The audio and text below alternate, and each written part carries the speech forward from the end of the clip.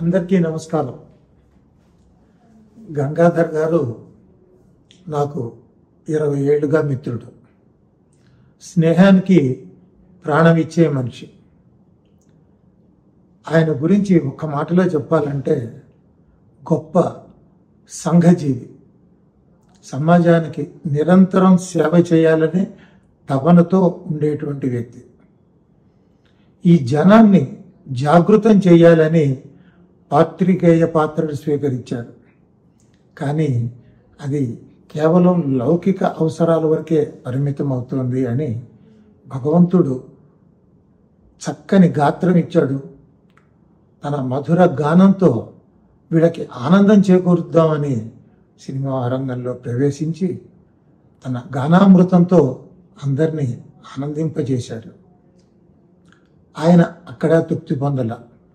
ఈ ఆనందం కేవలం క్షణికమైన ఆనందమే, వీళ్ళకి శాశ్వతమైన ఆనందం ఇవ్వాలి అనుకుని వారు ఒక సద్గురువుని ఆశ్రయించి వారి దగ్గర గీతాశాస్త్రాన్ని అధ్యయనం చేసి దాన్ని అర్థం చేసుకుని దాన్ని ఆచరణ చేస్తూ ఈనాడు దానికి ప్రచారణ కోసం బోధ చేస్తున్నటువంటి సద్గురువుగా ఇప్పుడు జ్ఞానామృతాన్ని పంచుతున్నారు. అటువంటి మహనీయుని యొక్క అనుగ్రహ భాషను మీ అందరికీ అందించాలని వారిని కోరుతున్నాను. ధన్యవాదాలు.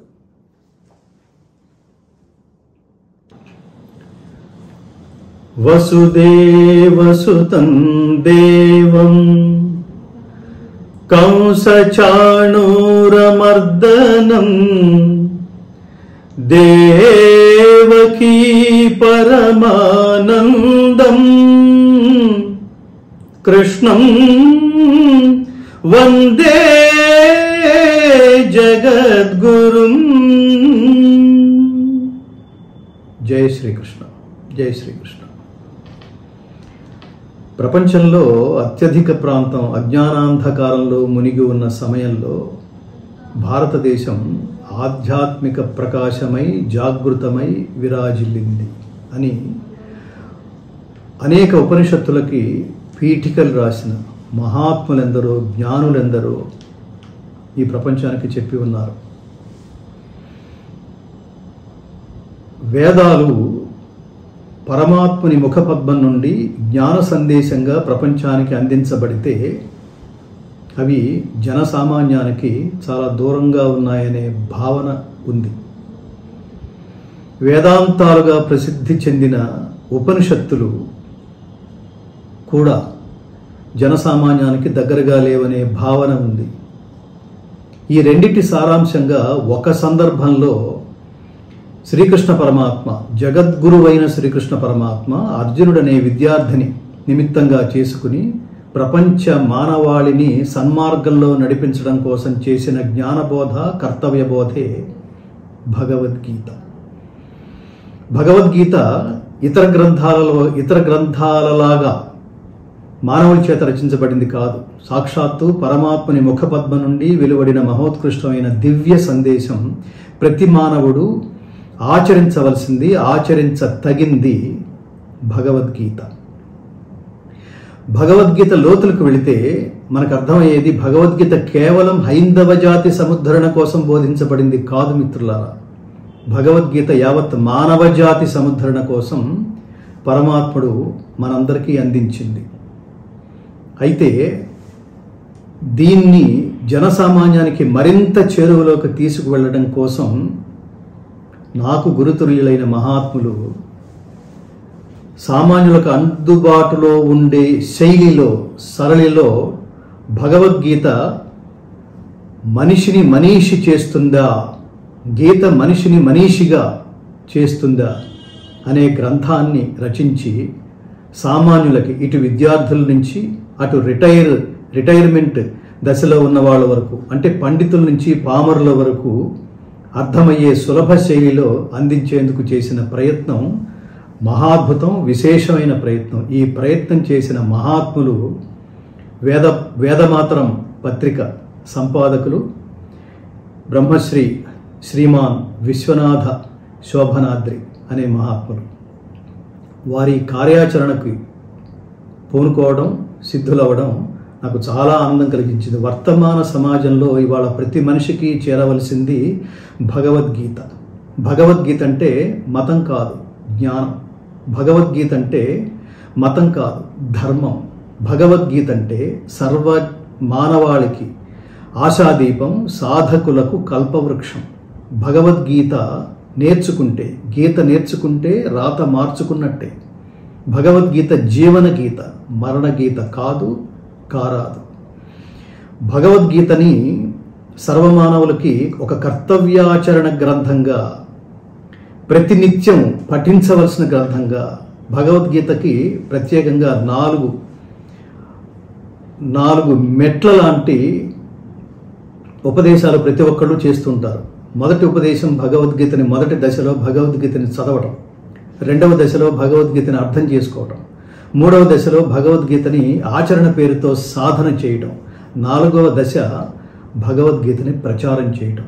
ఇన్ని దశలు పూర్తి చేసుకుని వాళ్ళ భగవద్గీతని ప్రచారం చేయడం ద్వారా గీత మనిషిని మనీషిగా చేస్తుందా అనే సందేహం ప్రతి వాళ్ళకి వచ్చేది. ఈ సందేహ నివృత్తి కోసం కర్మ, భక్తి, జ్ఞాన మార్గాలలో సులభ శైలిలో మనందరినీ నడిపించడం కోసం ఆ మహాత్ములు చేసిన ఈ విశేషమైన కృషికి నేను చూసిన వాడిగా, దాన్ని పఠించిన వాడిగా, దాన్ని అర్థం చేసుకునేవాడిగా, ఆయన జన్మ తరించడమే కాకుండా చదివే లేదా ఇప్పుడు ఆడియో బుక్ రూపంలో, ఆడియో పుస్తక రూపంలో ఇవాళ మన ముందుకి వచ్చిన నేపథ్యంలో ఆ మహాత్ముల పాదాలకి సాష్టాంగ నమస్కారం చేస్తూ జాతిని ఉద్ధరించడానికి ఆయన చేసిన ఈ మహోత్కృష్టమైన ప్రయత్నం ప్రతి ప్రతి ప్రతి మనిషికి చేరాలని, వాళ్ళ హృదయాల్లో పరమలక్ష్యం ఏర్పరిచేట్టుగా మనకి స్ఫూర్తిని అందించాలని, అందుకు ఆ పరమాత్మ అనుగ్రహం మనందరికీ సంపూర్ణంగా లభించాలని హృదయపూర్వకంగా కోరుకుంటూ, కర్మని భక్తి శ్రద్ధలతో ఆచరిస్తే మనకి లభించేది జ్ఞానమే అని పరమాత్మ చెప్పినట్టు ఆ జ్ఞాన మార్గంలో మీరందరూ కూడా భగవద్గీత జ్ఞాన మార్గంలో మనందరం నడిచి స్వార్థం లేని ఉత్తమ సమాజ నిర్మాణం కోసం మనందరం పాటుపడే విధంగా మనకి ఈ ఆడియో బుక్ స్ఫూర్తినివ్వగలదని విశ్వసిస్తూ, అందుకు పరమాత్మ అనుగ్రహం మన మీద సంపూర్ణంగా ఉండాలని ప్రార్థిస్తూ కోరుకుంటూ, జై శ్రీకృష్ణ. సర్వే జనా సుఖినో భవంతు.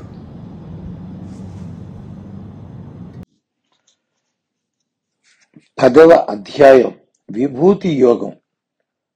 మనోభావాలు, గుణాలు. అర్జున, నేను చెప్పే విషయాలను ఎంతో ప్రీతితో విని అర్థం చేసుకుంటూ ఆనందిస్తున్నావు. చెప్పిందే అయినా నీ హితము కోరి నీకు మరలా ఒక గొప్ప విషయం చెబుతాను, విను. పరమేశ్వర స్వరూపుడనైన నా తత్వమును తెలుసుకోవటం తేలిక విషయం కాదు. నా ఉత్పత్తిని, మహిమని ఋషులు కూడా అందుకోలేరు. ఎందుకనగా నేను దేవతలకు, మహర్షులకు అన్ని విధాల మూల కారణాన్ని. అర్జున, నన్ను అనాదిగా, పుట్టుక లేనివానిగా, శుద్ధ చైతన్య స్వరూపునిగా ఏ మానవుడు గ్రహిస్తాడో ఆ మానవుడు భ్రాంతి లేనివాడై అన్ని రకాల పాపాల నుండి విముక్తుడగుచున్నాడు. అర్జున, జీవులకు అనేక మనోభావాలు, గుణాలు ఉంటాయి. అవి: 1. పరమ సూక్ష్మ విషయములను అర్థం చేసుకునే తెలివి. 2. ఆత్మ అనాత్మల గురించిన జ్ఞానం. 3. సత్యమును చూసి అసత్యం అనుకోవటం, చెడును చూసి మంచి అనుకోవటం లాంటి తప్పులు జరగకుండా ఉండే అసమ్మోహం. 4. అపకారిని కూడా క్షమించగలిగే క్షమాగుణం. 5. తాను విన్నది, కన్నది యథార్థంగా చెప్పగలిగే సత్యవాక్కు. 6. జ్ఞానేంద్రియములను నిగ్రహించే దమము. 7. కామక్రోధములు నిగ్రహించే శమము. 8. సుఖ దుఃఖాలు ఉత్పత్తి, వినాశనం, ధైర్యం, భయం అను భావాలు. 9. అహింస, ఎవ్వరిని మానసికంగా, శారీరకంగా హింసించకపోవటం. 10. ఎవరి యందు ఏ విషయములలోనూ పక్షపాతం చూపకుండుట. 11. సుఖాలయందు, భోగాలయందు సంతృప్తి. 12. శాస్త్రము చెప్పిన రీతిలో ఇంద్రియ నిగ్రహం చేసుకుంటూ సాగించే తపస్సు. 13 న్యాయంగా ధర్మంగా సంపాదించినది ఎటువంటి ప్రతిఫలాపేక్ష లేకుండా ఇతరులకు చేసే దానం. 14 సమాజమునకు మంచి పనులు చేయుట వల్ల లభించే కీర్తి. 15 చెడ్డ పనులు చేయుట వల్ల వచ్చే అపకీర్తి. జీవులు చేసుకున్న కర్మలకు అనుసరించే ఈ రకరకాల భావాలు నేనే ఇస్తున్నాను. అందుచేతనే నన్ను మహేశ్వరుడు అంటారు. అర్జున, లోకంలో ఉన్న చరాచర జీవరాశి వంశమూలాలు వెదికితే వారి మూల పురుషులు సప్త ఋషులు. సప్త ఋషులే ఈ జీవులకు తత్వబోధ చేసింది. సనకాది మహర్షులు స్వయంభువ మనువుతో కలుపుకొని 14 మంది మనువులు జీవులను పాలించారు. ఈ మహర్షులు మనువులు అందరూ నా యందు భక్తి ప్రపత్తులు కలవారే.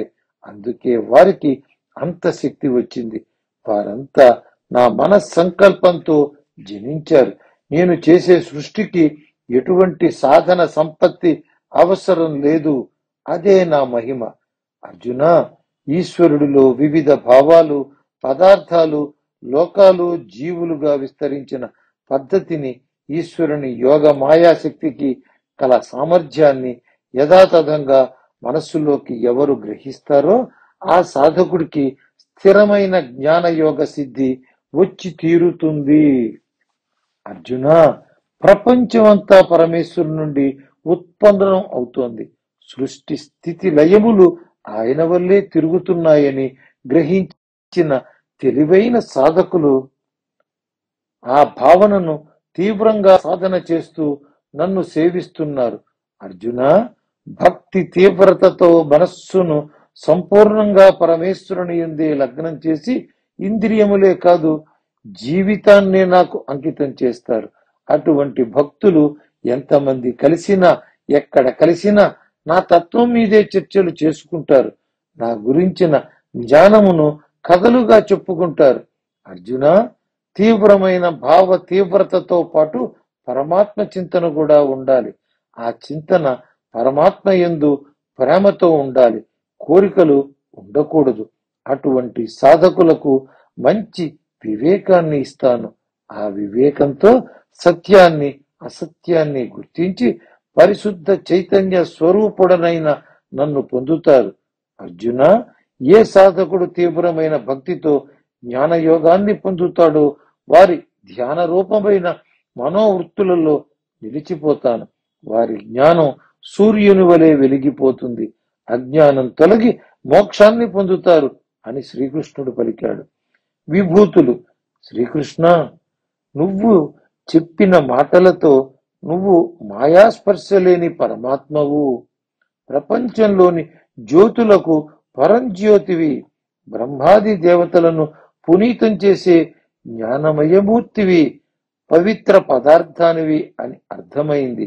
ఈ విషయం ఇదివరకే నాకు నారద మహర్షి, అసిత మహర్షి, వ్యాస మహర్షి నువ్వు సర్వజీవుల శరీరాల్లో ఉంటావని, నీకు ఎటువంటి వికారాలు ఉండవని, స్వయం ప్రకాశ జ్యోతివని, బ్రహ్మాది దేవతల కన్నా ముందు ఉన్న ఆది దేవుడవని, పుట్టుక లేనివాడవని, సర్వవ్యాపివని చెప్పారు. మరల నీ నుండి నేరుగా మరోసారి విని ధన్యుడనయ్యాను. ఓ కేశవా, నువ్వు చెప్పిన మాటలు, మహర్షులు చెప్పిన మాటలు యథార్థమని నమ్ముతున్నాను. నీ ఆవిర్భావం దేవదానవులకు ఎవ్వరికి తెలియని విషయం కదా. పురుషోత్తమా, జీవులకు జన్మనిచ్చేవాడవు, జీవులను శాసించేవాడవు, దేవతలకే దేవునివి, జగములను పాలించే ప్రభువు నీవు. శ్రీకృష్ణ, నీకు నీవే ఏ వస్తువు సహాయం లేకుండా నిన్ను గురించి తెలుసుకుంటున్నావు. నువ్వు ఏ ఏ మహిమలతో కూడిన రూపాలతో ఏ ఏ లోకములలో వ్యాపించి ఉన్నావో ఆ లోకములన్నీ దివ్యమైనవి. నువ్వు ఆవిర్భవించటం, అంతర్ధానం అవ్వటం ఎవ్వరికి అంటే దేవతలకి సైతం తెలియదు. నువ్వు పరిపూర్ణంగా చెప్పు. శ్రీకృష్ణ, మాయాశక్తి అను యోగమునకు అధిపతివి. నిన్ను గురించి ఎప్పుడూ ఆలోచిస్తూ ఉంటాను. ఎలా నిన్ను గుర్తుపట్టడం? నిన్ను ఏ ఏ పదార్థముల యందు ధ్యానించాలి? అనేక విభూతులను చూపిస్తున్నావు. నీ మాటలు అమృతం. నువ్వు ఎంత మాట్లాడినా ఇంకా కావాలనిపిస్తోంది. తృప్తి కలుగటం లేదు. నిన్ను గుర్తుపట్టేందుకు మాయారూపమైన యోగశక్తి ద్వారా విస్తరించే నీ విభూతులను మరల వివరంగా చెప్పు అని అర్జునుడు శ్రీకృష్ణుని వేడుకున్నాడు. అర్జున, సంతోషం. మంగళప్రదాలైన నా విభూతులు ఎన్నని చెప్పను? నువ్వు కోరినట్లు మొత్తం చెప్పటం కుదరదు. కానీ ధ్యానం కోసం కొన్ని విభూతులను, ముఖ్యమైనవి చెబుతాను. గుడాకేశ, తమో గుణాన్ని జయించినవాడా, జీవుల యందు చైతన్య జ్యోతిగా వెలుగునిచ్చే జీవాత్మను నేనే. ఈ పద్ధతిలో ధ్యానం చేస్తే ఉత్తమం. సృష్టిలో జీవులందరికీ మొట్టమొదటి మూల కారణాన్ని నేనే. ఆ జీవులకు స్థితి స్థానాన్ని లయింపచేసే ప్రళయ స్థానాన్ని నేనే. ఇట్లా నన్ను ధ్యానించవచ్చు. అర్జున, ద్వాదశ ఆదిత్యులలో నేను విష్ణువు అను సూర్యుణ్ణి. వెలుగునిచ్చు గోళాలలో కిరణాలు గల సూర్యుణ్ణి. 49 వాయు దేవతలలో అంటే మరుత్తులు, మరీచి అను వాయువుని. రాత్రిపూట వెలుగులు చిమ్మే నక్షత్రాలలో చంద్రుణ్ణి. అర్జున, 4 వేదాలలో సామవేదమును, దేవతల్లో ఇంద్రుడను, ఇంద్రియాలలో మనస్సుని, జీవులలో చైతన్యాన్ని, ఏకాదశ రుద్రులలో శంకరుడనే రుద్రుడను, యక్షులు రాక్షసుల్లో కుబేరుడను, పర్వత శిఖరాలలో మేరు పర్వతమును, దేవ కార్యాలు నిర్వహించే బృహస్పతిని, సేనా నాయకులలో స్కందుడను, సరస్సులలో సముద్రాన్ని. అర్జున, మహర్షులలో భృగు మహర్షిని, భాషలోని పదాలలో ఓంకారమును, యజ్ఞ పద్ధతిలో మంత్రజప రూపమైన యజ్ఞమును, స్థావరములలో హిమాలయమును, వృక్షాలలో రావి చెట్టుని, దేవర్షులలో నారదుడను, గంధర్వులలో చిత్రరథుడను, సిద్ధులలో కపిల మహర్షిని.